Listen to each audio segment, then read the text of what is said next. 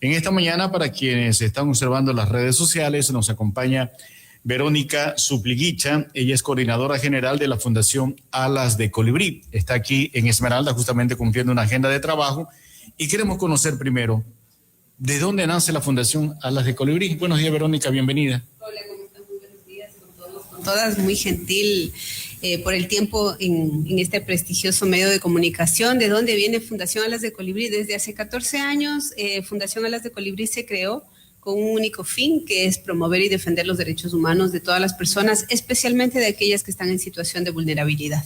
¿Cómo calificar a las personas vulnerables? ¿Solo las de tercera edad?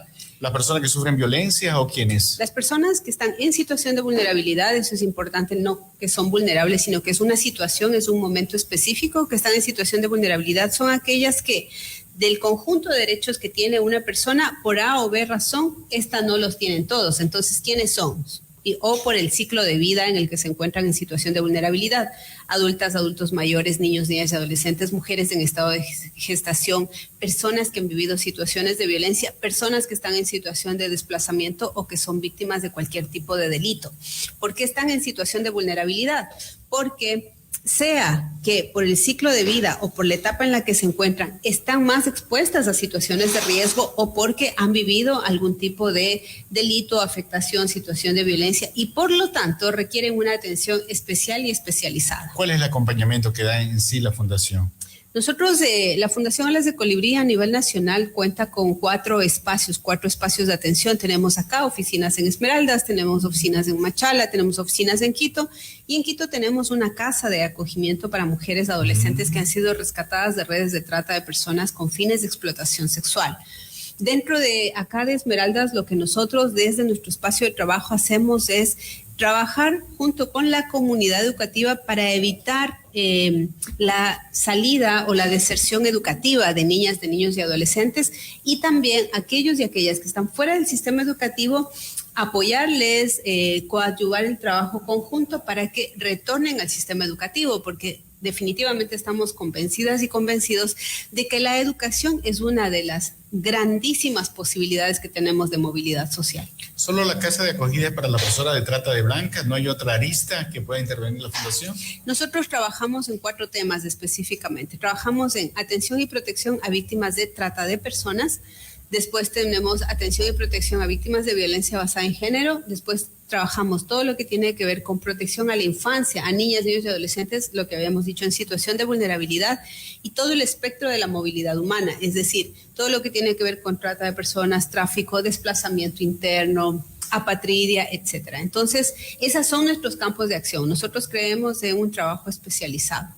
Aquí en Esmeraldas, ¿cuál es el funcionamiento de la Fundación? ¿Qué se puede destacar, qué se puede resaltar del trabajo que han hecho ustedes aquí en Esmeraldas? Creo que una de las cosas que se puede destacar de lo que ya hemos hecho es trabajar justamente con niñas, niños y adolescentes y con las comunidades educativas. Trabajamos aquí en Esmeraldas con varias unidades educativas en el fortalecimiento de ellas justamente para trabajar situaciones que son emergentes y que actualmente las estamos viviendo, que es eso.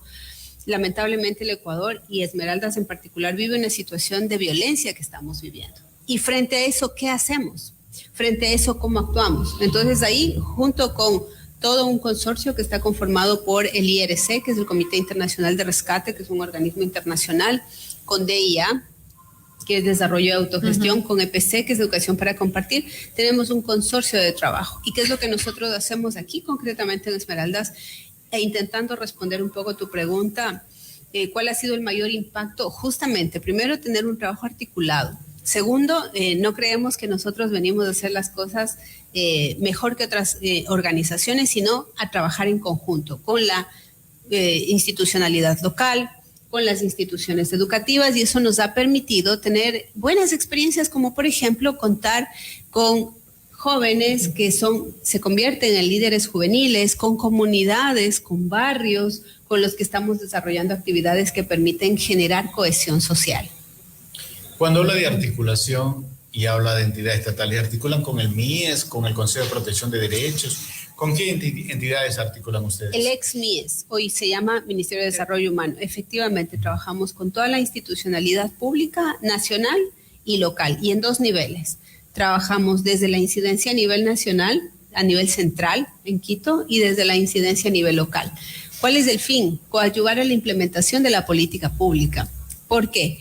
Porque creemos que uno tiene que implementar, las organizaciones de la sociedad civil debemos implementar la política pública para no generar esfuerzos diferenciados. Unos por aquí, otros por acá, recursos por aquí, recursos por allá, no, sino ir hacia un mismo norte. Y por eso trabajamos MDH, Ministerio de Educación, por ejemplo, que es nuestra contraparte importante, la Junta de Protección de Derechos, los consejos cantonales de protección de derechos, la prefectura, el municipio. ¿Y por qué razón? Porque ese es el trabajo que nosotros estamos convencidos y convencidas de que tenemos que hacer. Nosotros somos una organización no partidista y trabajamos con todos los actores que tienen la obligación estatal, nacional y local de brindar asistencia y protección a quienes están en mayor situación de vulnerabilidad. ¿Tienen cobertura a nivel de la zona rural también? Nosotros en este momento, aquí en Esmeraldas concretamente, estamos en Esmeraldas, en Atacames y en Río Verde. Esas son nuestras zonas de influencia en este momento. ¿Tienen ustedes una cifra de ese tipo de situaciones de vulneración de derechos de justamente estos grupos vulnerables? A ver, lo que pasa es que hay varias vulneraciones de derechos y en las que nosotros trabajamos, que es específicamente en el tema de trata de personas, lamentablemente hay un altísimo subregistro de casos. Lo que sí sabemos claramente es que existen casos en donde hoy por hoy, durante todo este tiempo, niñas, niños y adolescentes están en mayor situación de vulnerabilidad. Justamente la semana pasada, el día viernes, nos reunimos con la directora de la Unidad de Desaparecidos del Ministerio del Interior y ella nos daba una cifra bastante preocupante, y es que del 100% de personas desaparecidas en el Ecuador, el 52% son niñas, niños y adolescentes. Entonces ahí tú te preguntas por qué son los niños, niñas y adolescentes, sobre todo los que desaparecen. La respuesta es entre todas, ¿no? Primero, porque hay violencia dentro de las casas y desaparecen. De hecho, justamente, y les agradecemos mucho por este espacio, porque para nosotros es súper importante llamar a las familias, a las comunidades, a los mismos niños, niñas y adolescentes que nos están escuchando.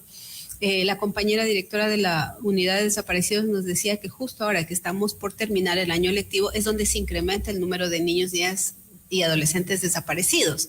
¿Por qué razón? Porque de pronto te quedas a supletorio, de pronto pierdes el año, de pronto tienes ese miedo, esa preocupación de qué es lo que va a pasar en mi casa y se van de casa. Y cuando se van de casa hay una altísima situación de que les suceda algo, de que estén en una situación de violencia mayor.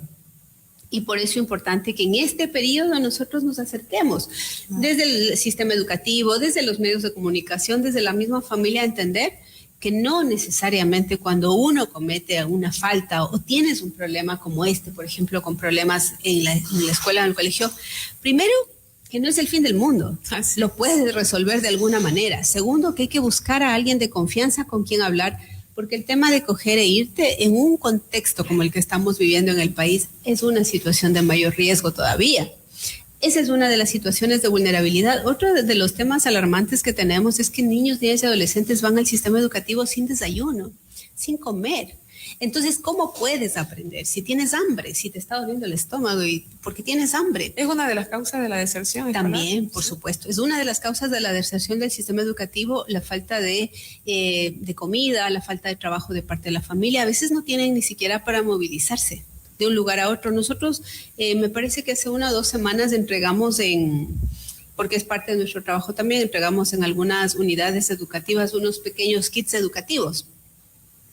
Pequeños cuadernos, esferográficos, marcadores, y eso fue suficiente, por ejemplo, para las madres, para los padres y para los niños, porque estaban contentos porque ya tenían un cuaderno nuevo que les permite sostenerse en el sistema educativo.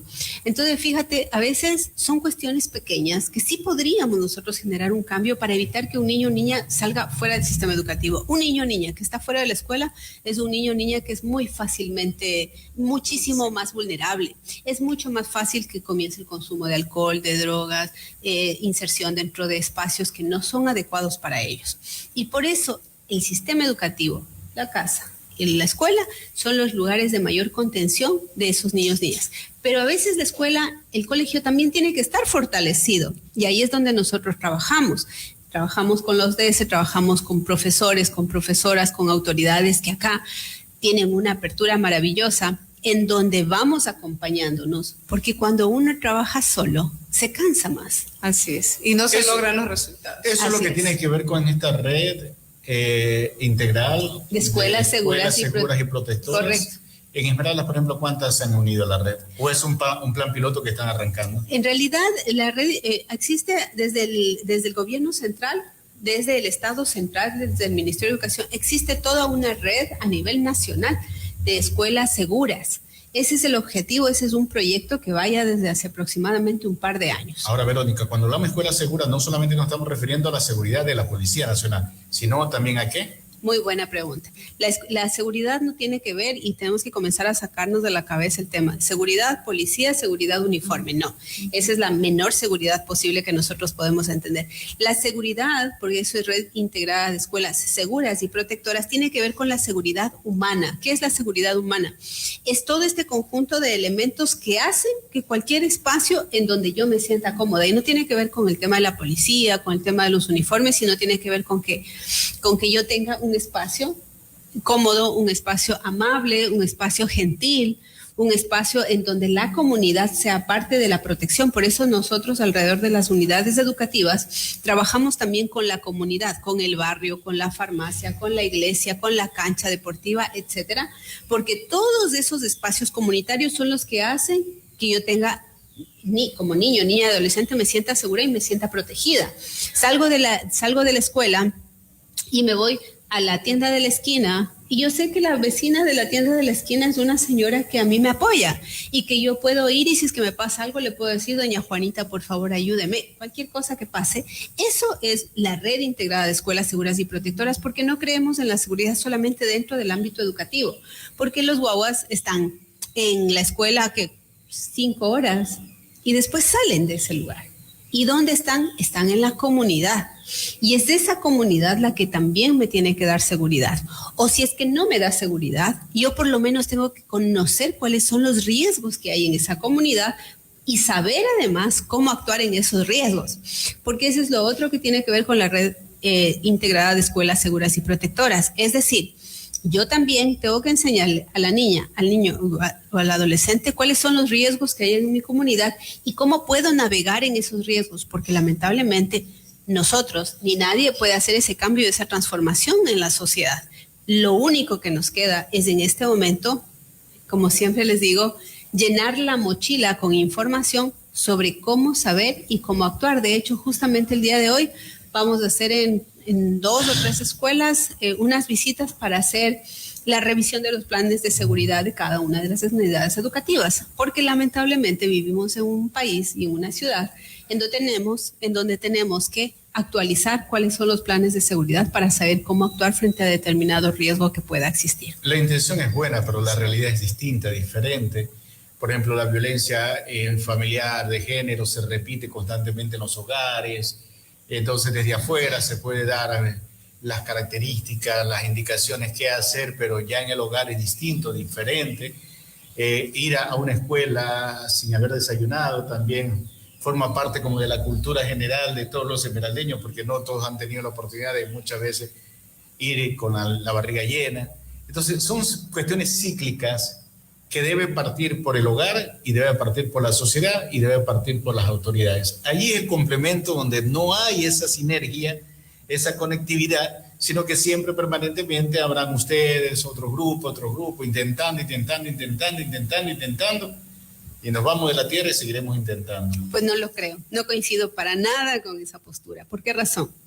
Porque primero no son intenciones, son acciones, y las acciones se las hace todos los días. Segundo, porque en nuestra experiencia como Alas de Colibrí, que trabajamos años, 14 años, hemos tenido relación con otras organizaciones también, y se lo aseguro, que el trabajo y las acciones que se han desarrollado han cambiado vidas. No son todas, por supuesto que no son todas, pero sin embargo, una sola vida que se cambie es toda una generación que cambia. Entonces no coincido para nada con eso. ¿Por qué razón? Porque entonces todos crucémonos los brazos y no hagamos nada. ¿Para qué tenemos, por ejemplo, para qué hablamos de estos temas si no va a cambiar? No. Todos los días uno tiene que salir con la total y absoluta firmeza y certeza de que uno va a cambiar algo. Yo estoy totalmente y absolutamente segura, y por eso nos vamos a los medios de comunicación, de que estos medios de comunicación cambian perspectivas. alguien nos está escuchando y alguien está diciendo, mira, yo sí puedo hacer algo, porque yo creo que esa es una de las grandes tragedias que sucede en el país, y es que nos quitan la esperanza y nos quitan la fuerza y nos quitan la posibilidad de creer que sí podemos cambiar algo, aunque sea algo muy pequeño. Y yo creo firmemente, y nosotros como Fundación Alas de Colibrí creemos firmemente que sí podemos hacer cambios todos los días. Por supuesto, porque si no, imagínate, nosotros decimos, pucha, el gobierno no está dando la plata, no tenemos suficientes policías, no tenemos esto, no tenemos lo otro. Por supuesto que hay que remarcar aquello es lo que hace falta. Pero eso no quiere decir que nosotros, como sociedad civil, como comunidad, comunidades educativas, como medios de comunicación, como organizaciones de la sociedad civil, podemos hacer algo. Porque indiscutiblemente lo podemos hacer. Lo que tú dices, en las familias, ¿sigue habiendo lamentablemente violencia? Sí, sigue habiendo lamentablemente violencia. Y la violencia se origina no solamente por el tema de la relación intramarital o familiar. Aquí hay cosas muy graves, Verónica, y no quiero polemizar con usted. No, está bien. Al menos yo que vivo aquí conozco la realidad. Mira, Esmeralda es una provincia que la mayor parte de sus habitantes no tienen un trabajo fijo. Así es. No hay fuente de empleo. Sí, así es. Y al no haber fuente de empleo, hay problemas en el hogar por la carencia de las cosas básicas, elementales y necesarias que se requieren dentro de la familia. De repente tiene una semana de trabajo, tiene 15 días de trabajo, no tiene 1 mes, 2 meses. Y eso conlleva también a crear problemas y discordia dentro del hogar y también llega a pagar los platos rotos, como decimos, los niños que van a la escuela y que van arrastrando los problemas de las casas. Otro punto, digo, con todo respeto, no quiero discrepar. Está bien que la mayor parte de la sociedad esmeraldeña venimos de hogares disfuncionales, que ese es otro punto. Correcto. El hogar disfuncional. Entonces, no es el hogar imaginario, de sueños, de esto, de que se unieron y vivieron felices para siempre. No, vinimos muchos, en su mayoría, de hogares disfuncionales. Entonces, eso también conlleva al problema que estamos tratando. Claro, sí. Al problema que estamos tratando. Entonces, sí vale, como Alas de Colibrí, como algunas otras entidades, que se sumen. Pero a la larga, digo yo, ¿habrá algún día la posibilidad de cambiar esta realidad que son políticas públicas, que son cuestiones sociales? ¿Habrá la forma? Sí, así ya me referían antes. Sí, por supuesto. Seguimos discrepando, pero está bien porque cuando uno discrepa, uno aprende. Lógico. Aprende. Por supuesto que sí. Indiscutiblemente que sí, por varias razones. Porque primero coincido plenamente con lo que usted ha mencionado. Coincido plenamente. Pero no estoy de acuerdo. Por supuesto, y no tengo por qué estarlo. Y eso es lo maravilloso. Porque no quiere decir, y eso es lo que pasa dentro de los hogares, por ejemplo. Entonces, a veces pensamos que tenemos que todos coincidir para vivir en paz, y no yo puedo perfectamente discrepar contigo y no pasa nada. Es como cuando en los hogares el uno es correísta, el otro anticorreísta y siguen siendo los dos igual. Porque no pasa nada, porque no debería pasar nada. Porque uno tiene el derecho de tener y de pensar distinto. Y no por eso tienen que romperse las relaciones. Ella es MLCista, yo soy barcelonista y por eso vamos a tener problemas. No podemos tener problemas. Claro, no van a dejar de trabajar aquí. Pues absurdo, ¿no es cierto? Es exactamente lo mismo. Coincido en el hecho de que hacen falta políticas públicas. Ojo, hay políticas públicas. Lo que no hay es presupuesto para esas políticas públicas. La pregunta ¿es que acaso no hay plata en el país? No, sí hay plata en el país. El tema es que a dónde está yendo esos recursos, que esa es una discusión de otro tema. Sin embargo, hay que colocarlo en el debate. Segundo, coincido plenamente, los niveles de violencia intrafamiliar, los niveles de violencia dentro del hogar que existen son bastante alarmantes y preocupantes. Y es por eso, es porque existe esta posición a veces tan beligerante o tan extremista. Eres blanco o eres negro, pero en realidad eso es lo que nosotros invitamos a cambiarla, inclusive desde cómo nos comunicamos, inclusive de cambiar esta lógica de que no existe la posibilidad de llegar a acuerdos mínimos, cuando en realidad lo que nosotros tenemos que como sociedad es invitarnos a generar espacios de debate en donde podamos, y ojo, y que no nos disculpemos cuando discrepamos, porque no tiene que ver con absolutamente nada negativo en que tú y yo pensemos distinto o tengamos posturas distintas cuando podemos llegar a un punto medio. ¿Cuál es el punto medio? Queremos vivir en una sociedad que no sea violenta, queremos vivir en una sociedad sin violencia, porque ¿quiénes son los que hoy por hoy están asimilando esa violencia? Son niñas, niños y adolescentes. Y coincido también en una cosa, y con esto para cerrar esta idea es, sí, muchos de los que hemos estado aquí y de quienes nos escuchan han vivido y hemos vivido situaciones de violencia. Pero ya cuando tú eres un adulto, una adulta, es el momento de tomar acción por tu propia vida. Porque cuando eres niño, niña, adolescente, perfecto. Pero ya cuando eres adulto, cuando eres adulta, es la hora de tomar acción sobre las consecuencias que esa violencia pudo habernos dejado y nosotros, cada uno de nosotros, cambiarla. Hay una frase que ustedes la deben conocer, de José María Velázquez Ibarra, que preguntaba, ¿no? ¿Queréis revolución? Haceros primero en vuestra vida. Y cuando hablamos de violencia es exactamente lo mismo. Queremos evitar que exista violencia dentro de los espacios donde nosotros estamos. Empecemos por nosotros mismos. Y algo que falla mucho en los hogares, la comunicación interna. Sí, es fatal. Ese es un gran problema. La comunicación interna en el hogar es fatal. Verónica, dentro de los ejes que ustedes trabajan, ¿también trabajan en el acompañamiento psicosocial para las familias?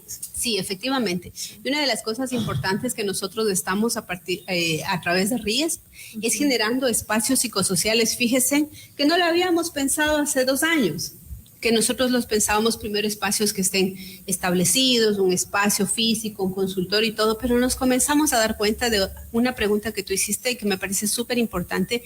¿Qué pasa con las zonas rurales? Por ejemplo, existe poco accesibilidad, porque tengo que moverme 1 hora, 1 hora y media, 2 horas, es tiempo, a veces de seguridad y a veces no tengo plata para el pasaje. Entonces, el apoyo psicosocial que nosotros tenemos lo estamos implementando también desde los desde los medios virtuales, desde los medios tecnológicos. Entonces, contamos nosotros con un canal de moderación que se llama Infopalante, un número telefónico, un canal de WhatsApp, de Instagram, a través de redes sociales, en donde nosotros tenemos una psicóloga que atiende de lunes a viernes de 8:30 a 5:30 de la tarde y que puede brindar acompañamiento y guía y guianza. Súper interesante eso. Sí. A nosotros nos parece perdóname que te corte ya. Sí. A nosotros eso nos parece una forma importante, interesante de llegar a donde no llegas. Y hoy, este año, estamos y vamos a producir cápsulas chiquiticas de 30 segundos, de 1 minuto, que te diga a ti cómo puedo gestionar, por ejemplo, esta rabia que tengo en este momento para ir disminuyendo y encontrando espacios de acompañamiento y de contención. Ya, entonces, toda esta información, las personas que desean pueden entrar a la página de ustedes. Por supuesto que sí, nuestra página web es www.fundacionalasdecolibri.org y a través de esa página web o buscar también nuestros canales Infopalante Ecuador. Y a partir de ahí también nosotros a través de Infopalante, por ejemplo, si es que nosotros no tenemos servicios, porque evidentemente ninguna organización puede abarcarlo todo, tenemos una red de 72 organizaciones de sociedad civil, cooperación, etcétera, a donde podemos redireccionar la necesidad que usted tiene para que se vaya al lugar adecuado. Ay, qué súper interesante. Son las 9 de la mañana. Es importante abordar esos temas para todos quienes nos están escuchando en las 58 comunidades chachis. Llegamos a 58 comunidades chachis y pues a los 7 cantones de la provincia, un poco más allá es la capacidad de esta radio. Y pues de verdad que nos alegra sobremanera que haya venido, porque hay personas que están necesitando este tipo de ayudas. Y por ejemplo, en el tema de los adultos mayores, ¿qué acciones está haciendo ese? ¿Y la asistencia psicosocial es gratuita? Sí, es gratuita. Sí. El tema de los adultos y de las adultas mayores, fíjense que ese es un tema que hay que comenzar a hablarlo muy ampliamente en el país, porque es uno de los grupos poblacionales más abandonados. Ojo, nosotros también como Alas de Colibrí es algo que tenemos que reconocer, apenas estamos empezando con ellos. Ellos son uno de los grupos de atención prioritaria más complejos de atender, porque además no se pueden movilizar. Adultos y adultas mayores no necesariamente saben manejar el internet, no tienen un teléfono celular, no tienen datos. Hay una desventaja ahí. Absoluta desventaja, lamentablemente. Y fíjense, los adultos y las adultas mayores son los que guardan la cultura, la memoria, la sabiduría, y son aquellos que están en mayor situación de desventaja. Nosotros como Alas de Colibrí, acá en Esmeraldas específicamente no tenemos intervención con adultos y adultos mayores, la tenemos en Quito y con muy pocos recursos, con muy poco presupuesto en este momento. Eso sí creo que es algo que hay que llamar la atención y que nosotros particularmente estamos muy interesados en trabajar con ellos. ¿Es un reto para ustedes en ese 2026? Es un reto y es una obligación, yo creo. Yo creo que es una obligación porque hay que honrar la memoria de nuestros adultos y adultas mayores, que son aquellos que tienen toda la sabiduría y quienes han construido el mundo y nos lo están dejando. Incluso hay ¿no? muchos que andan por las calles. Lamentablemente no es así. De la familia. Lamentablemente es así. Sí. Lamentablemente es así. Creo que forma parte si también de la violencia. Pedir un deseo, uno pediría que regrese a su abuelito.